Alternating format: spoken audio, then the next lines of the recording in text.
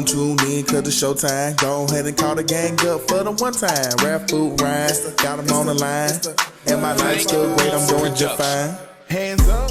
The Blurred Mob. But we got a couple topics that we need to move through. Like I said, we've been gone for a minute. We need to catch up on a lot of things. Yeah. First thing we're going to touch on are the trailers and all the news that came out between San Diego Comic-Con and now. We just went live a couple days ago from our experiences from San Diego Comic-Con and DreamCon, so make sure you guys check out that live stream. And if you don't have time to watch it, it's also available on our audio platforms. So make sure you check that out. But let's get into all of the content that dropped. The first thing I want to talk about is that we finally got the trailer for Invincible Season 2. The first episode drops November 3rd, 2023. After the trailer dropped, we got the Adam Eve one-shot episode to build anticipation for the new season. And I just want to ask you guys, how did you guys feel about both? I hope Omni-Man ain't the aliens we discovered. Omni-Man just like, it's go time. I hope he didn't get activated. I'm bowing down at that point. Look. I give. Invincible look good though. Yeah, I'm excited. I'm excited. It looks good. The Adam Eve episode was also pretty cool. Like to find out that she's like a little science. Spoilers. To find out that she's basically a science experiment. I was like, that's pretty dope. That's pretty dope. And she's basically OP. They put a mental block on her. If she didn't have that mental block, she would basically be OP. Yeah, it feels like a similar story to like what's her face from X-Men who be accidentally killing Jean Grey. folks. So, yeah. It gave me like a similar vibes as her, and I was like, okay, your character's a lot more interesting to me now. That one episode easily pushed her up to top of my list of Invincible characters. If she would just get out this funk that she's in, that she got into in season 1, oh yeah. Okay. How'd you feel about it, Ralph? I did not watch the episode. I have not started Invincible. I need to watch it. You got to catch up, Ralph. You got to catch up. I've been watching other stuff. I understand. Do you want me to go through the things I've watched while we've been gone? Yes. Honestly, Ralph, tell me what you have been watching, because you don't be watching the same stuff as me and Food. You don't. Okay. I watched Link Click, which is an anime. Found it on Crunchyroll. Very random. It's realistic issues, except they just kind of hop through pictures and go through the past and try to fix shit. I watched Jujutsu Kaisen Season 2, Hidden Inventory. That was lovely. We're going to talk about that later. I watched Hell's Paradise, Mushoku Tensei, Jobless Reincarnation. I'm watching that now. And I've watched the 86 as well. Okay. That's pretty good. I like 86. I'm ready for the next season. Yeah, I liked 86. So I've been busy. He basically said, let me catch up. I'm going to watch what y'all watch, but give me time to catch up. Yeah, I had a list, and I got to get through it. Yo, when you start watching Invincible, you're not going to stop. I'm telling you. You don't want to be behind on this train, Ralph. You don't. I'm telling you. No pun intended. I watched the trailer. No pun intended. You do not want to be behind when November 3rd drops. You do not. Listen, I watched the trailer, and I just gotta ask, why did Omni-Man say you should have died at birth? You have to watch the first season. Was hilarious. You have to watch the first season. Honestly, watch the first. That was very fit for his character. Like that was no surprise to me at all that he said that. You have to watch the first season. Okay. Honestly, that scene ain't even making me laugh because I knew where it came from. I already know. I know. You have to watch the first season. We basically heard that joke multiple times. Yes. He just says it 3 different ways. You have about 5 or 6 or 7. Yeah. Jesus. You have to watch the first season. Like that one-liner from him did not surprise me at all. It just told me that Omni-Man is continuing to be on the bullshit. And he's consistent. He's consistent. Okay. No character growth. Horrible father figure. Oh, so you're still a horrible father figure. Okay. We're glad you're consistent. We're glad. Hot take. Who's worse, Gon's father or Omni-Man? Omni-Man. You have to watch season 1. 100%. You have to watch season 1. It's Omni-Man. Jing would never do that to Gon. 100%. Yeah, you have to watch season 1. Omni-Man, easily worst father of the year. Worst father of the decade. He deserves a Hall of Fame award. He should be the first. Like, if they had a hall of worst fathers, he should have his own statue. You know how you have that grand statue? And here is our grand messiah, Omni-Man. And he needs a jersey hanging at the top of the stadium with it his needs big to be red retired. O. It actually needs to be retired because nobody, all of that, nobody could live up to him. Nobody could. Retire his jersey. Like, there needs to be a surviving Omni-Man documentary. That's the show. That's the Invincible series, Surviving Omni-Man. But you have, once you finish catching up on your other anime, Ralph, you have to check out Invincible. You have to. I will check it out after I finish Jobless Reincarnation. How far are you in it? Episode 14. Of season 1? Yep. Well, yeah, I gotta be. It's on, yeah. I'm gonna talk to you once you fully catch up, because I like Mushoku Tensei. I love it. I think Portia would get thrown off by the first episode, though. Yeah, I was thrown off. I've been thrown off for like the first 10 episodes. It throws off everybody, but then you see the world building and the character development, and you're like, wait a minute, that's creepy, but this is amazing. Okay. I'm still watching My Adventures of Superman and the Harley Quinn show. I think My Adventures of Superman might be coming to a close just because of how DC does its animated content. So once that finishes, how good has it been, Fu? Like, how good has it been? That, I've said this before. I am not a Superman fan, but this right here is some good quality Superman content. Like, I actually enjoy Superman. In this animated series. They're bringing out some of his rogues that we don't see a lot. We haven't even seen Darkseid. We haven't seen Brainiac. We haven't seen any of the heavy hitters that they usually put Superman against in the, the higher level content like movies and stuff. We're getting all of his rogues, and we're just seeing more Clark than we are Superman. Like, yes, he does his Superman stuff, but they're making him more human instead of making him like this old godly powerful being that we've seen in like the DCEU and stuff like that. So I'm definitely been enjoying it. There's humor there. There's like, we're dealing with like real life issues. Like, we're just seeing him navigate life being Clark Kent and also discovering his powers as Superman.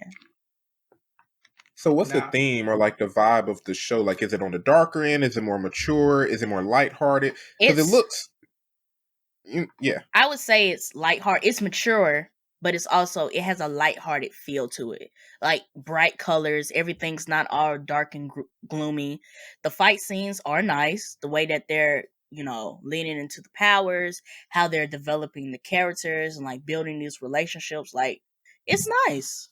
I enjoy it. Okay. It's a lighthearted cartoon. You just sit back and you watch it. And I think that's how Superman should be. Like, they always put Superman like on this high godly pedestal. And on one end of the spectrum, he is.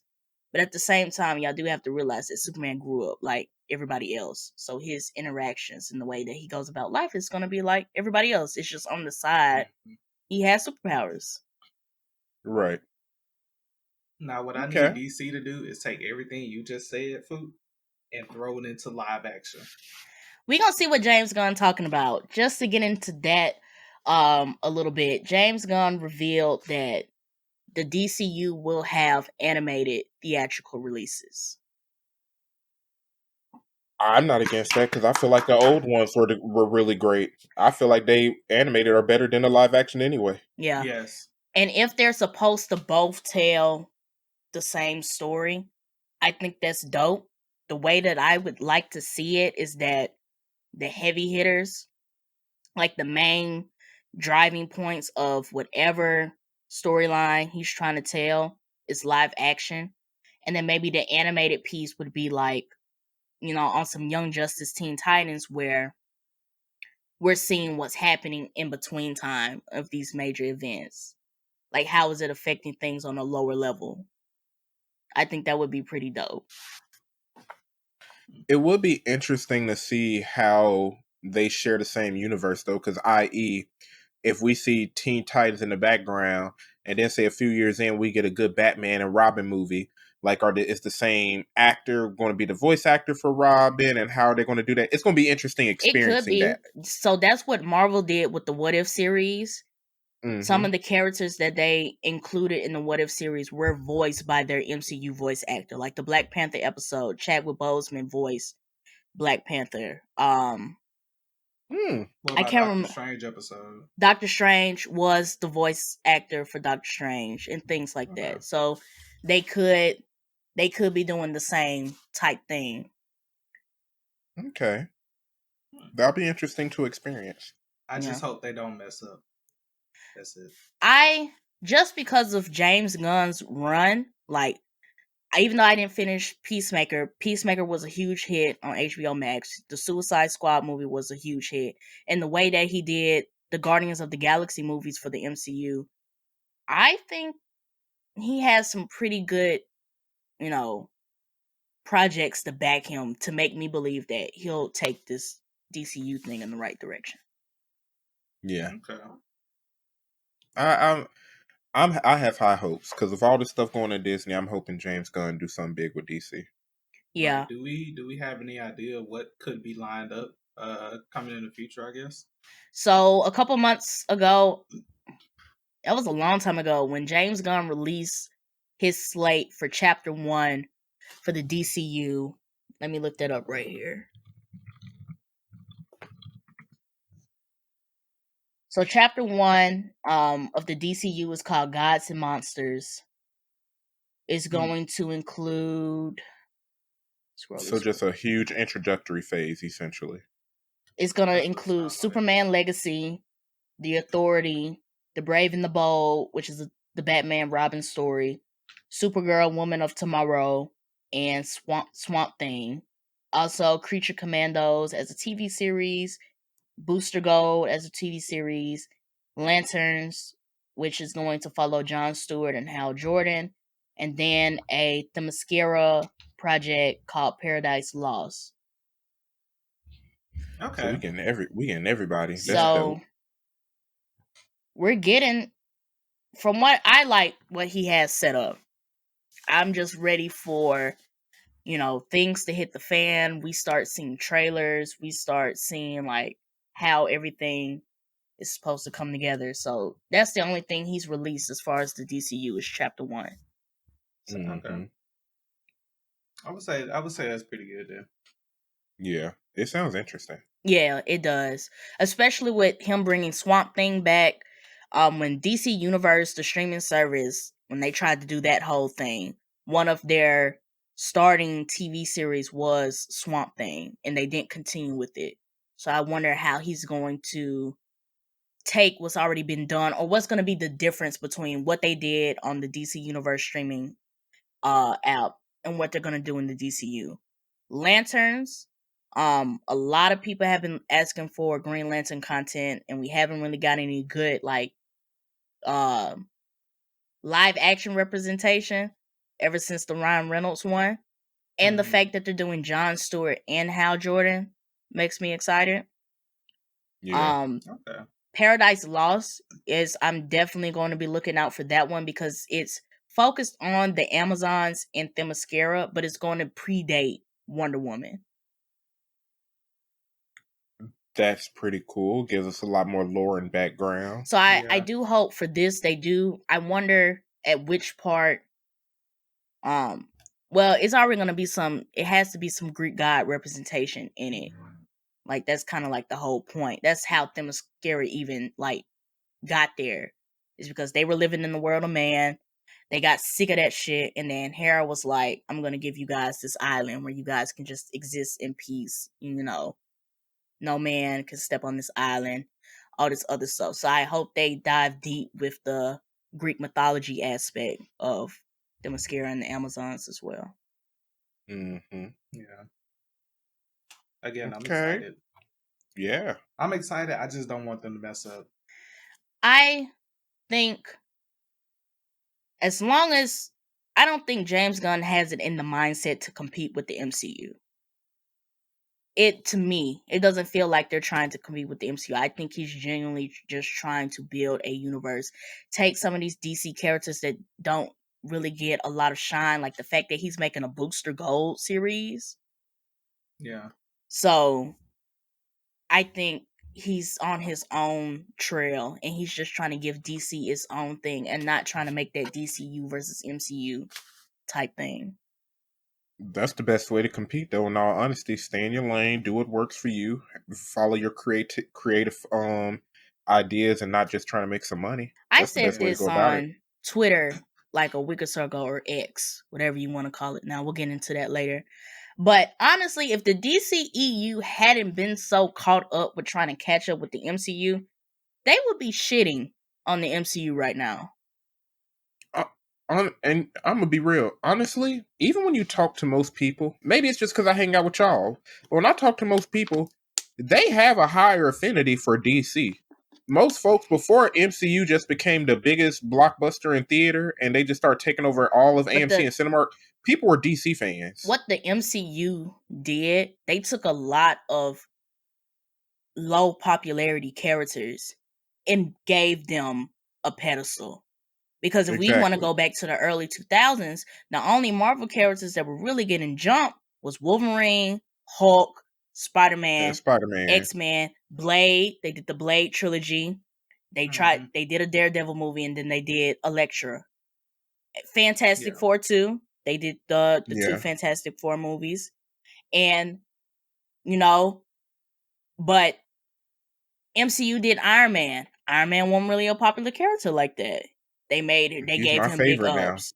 Captain America, same difference. Like, they did a really good job with building out the universe and taking all those characters that weren't heavy hitters back in the early 2000s, taking a chance and making them top characters.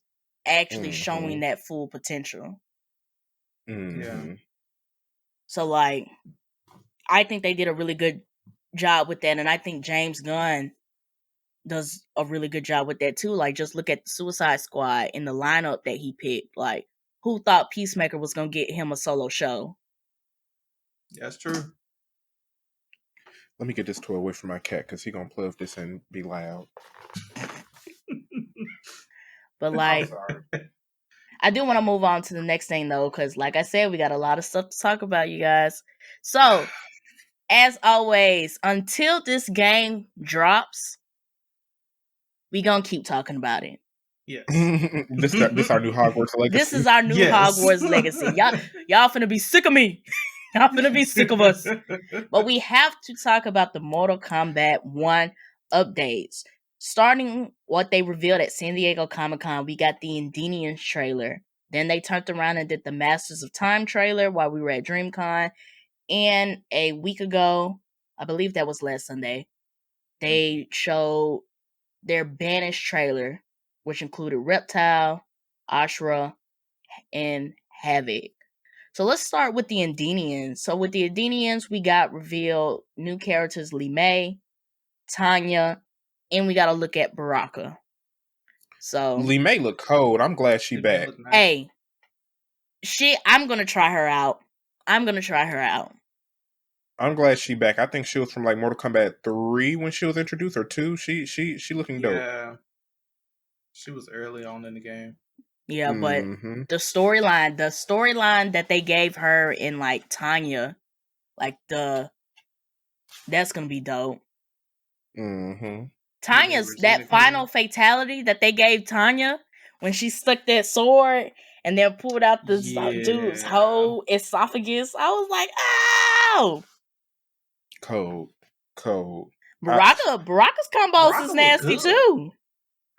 I'm gonna be real. Baraka's always been like one of those. When I look at his fatalities, I just never played him. I just never wanted to play with him. He too. I think I might try out Baraka. I think the way that they've been revealing all of these characters, they have appeal. Like, I want to try out all of them, Mm-hmm. but there's only going to be certain ones that make it into my main. But I do, It's only so many combos you can learn. yeah. But like just watching all of these Kombat Cast trailers, like I want to play with all of them. I hope in the story mode we get to play as everybody. Yeah. Mm-hmm. That would And the be way nice. they doing the cameo system, it seems like the way the cameos may like help transport you across the field or engage in combos. Now you got to also match your favorite character with a cameo that helps you get that little fighting style or Get get that your best technique down yeah. pat. That's Yeah. gonna be cold too. We're gonna see tons of videos, tons of articles of this is the best main cameo combo because this, that, and the Mhm. third. Like, I was skeptical about the cameo system in Mortal Kombat 1, but after seeing some of these Kombat Cast trailers, I think they've integrated it pretty well. Yeah. Yeah. And you can obviously see, you know, how much time and effort they put in, because it's not just, you know, you take a random cameo character and they're just going to do, you know, similar things to each character to complement them. They all play a different part in their specials, in their, you know, well, special / X factors, their fatalities. I'm pretty sure they're probably going to play a role in their brutalities as well. So they put a lot of effort and time into this. They actually, if I recall correctly, I believe Ed Boon said at San Diego Comic-Con that they have been working on this since they released Mortal Kombat 11. Mm-hmm. So while we was Mortal Kombat 11 DLC, they was Mortal Kombat 1. Yeah. And it shows. It very much shows in the work that they've given us. I wish I want to try the beta, just to kind of see, you know, get a feel for the game, see how it actually feels instead of just looking at gameplay. Mm-hmm. So yeah, the beta drops August 18th and will last to August 21st. So if you have bought, I want to say is it the deluxe premium, whatever that middle tier. If you bought the middle tier or higher for Mortal Kombat 1, you are getting beta access. So if you didn't know that, now you know. Yeah. Mm-hmm. And that second trailer, this is the first time I saw Reptile and was like, That's the third trailer. Third trailer. Reptile looked nice. That ability to switch from a human body to the lizard, and that lizard looked like something straight out of a horror movie. Mm-hmm. That was cold. That was cold. Definitely. Reptile stood out to me. Ashra stood out. Havoc, when he ripped his arm off and started boom, boom, boom. Oh, the fuck. Yeah. Like they are not coming to play. Like every trailer has had some jaw-dropping moment, and it's like, why would y'all do this? Like when Liu Kang did that black hole fatality. That was disgusting. Why would you do that? That was nasty. Real nasty work. Ooh. Real nasty. But I also think with the Masters of Time trailer, if you pay attention to the interactions between him and Garrus, I think it's going to answer our question of what did Liu Kang do with this new timeline. It sounds like Liu Kang did some bullshit to try to make peace, and that was not going the way he thought it was going to go. Yeah. And also, I guess I picked up that Kira said somebody may have compromised what he was trying to do already. I think it's Shang Tsung. Yeah. Gotta be. Because there's only a few amount of people who knew about the hourglass, or like the fact that you could switch time. Shang Tsung was one of them. Liu Kang, Raiden, but this Raiden in Mortal Kombat 1 has no memory of that. Then it was Shao Kahn and Sindel. And we don't know if either of them are going to be in the game or not. All right. Right. They probably made Shao Kahn a cameo character. I don't know. We got to see this next trailer, because even when it came to the Indenians, I'm like, still looking for Jade. Would love to see Sindel as well. Still haven't heard anything on Sonya other than the fact that she's cameo. Yeah. Even the Outworlders, we ain't seen nothing about Aaron Black. Devore may not be coming back, it seems like. You know what I mean? Yeah. They running out of spots on that roster. So it's getting very like before it was like the roster's endless. We can make all of these theories, but like the more characters they reveal and the more spaces on this main roster that's getting like closed down, I'm getting nervous. I Like think it's only 1 or 2 spots left. it's yeah. Like it's slim pickings. You're gonna have to wait for a DLC to probably see Jade, Ryan. You're gonna have to wait for a second DLC because that first DLC is already set. Yeah. Look, Liu Kang was my main and the Mortal Kombat before the last one, so I might just go back to him. Might just go back to him. Yeah. We need a couple more. I think we may have one more trailer after this. That's going to solidify the rosters and the rest of the cameos. I think we have one left. With the beta about to drop this upcoming weekend, in the game dropping a month after that, I think we got one more good trailer. And they getting so many throwback characters. In all honesty, I need to start looking at the original characters from Mortal Kombat 1 through 4 and be like, who was in here again? They put Serena as a cameo character, and from what I remember, she is from one of the older Mortal Kombat's. Like she worked for Quan Chi or something like that. Yeah. Something like that, yeah. I know Ashura is an OG Mortal Kombat character. So I do like the fact that they're bringing some of the older characters back, keeping some of the new ones like Garrus with his first introduction being Mortal Kombat 11, and keeping him in this new one. So I like the mix. They could have kept Garrus, in my opinion. I mean, unless he just plays an integral part to the story. The story, I only feel like they kept Garrus because I feel like the core of the storyline is going to be what Liu Kang changed with the timeline. Yeah. So if he kept Garrus around, it's probably because that might be the only dude that he trusts to like hold this hourglass or to, protect the timeline. As he said in the trailer, he said, "My only thing is to serve you." Yeah. Yeah. So, which was his same deal with Chronica. Like he is like he didn't like agree or disagree with her. It's just like, she told me I'm gonna do what you tell me to do. Then in the story. Yeah. But I'm excited. I'm excited. I'm definitely gonna crack into this beta on the 18th. See what it's talking about. So we saw Ghetto go pretty much into his depression mode. He was depressed the entire time. He just kept the same pose in the shower, on the bus. Like his mind was just stuck on that moment of, dang, like he doesn't need me anymore.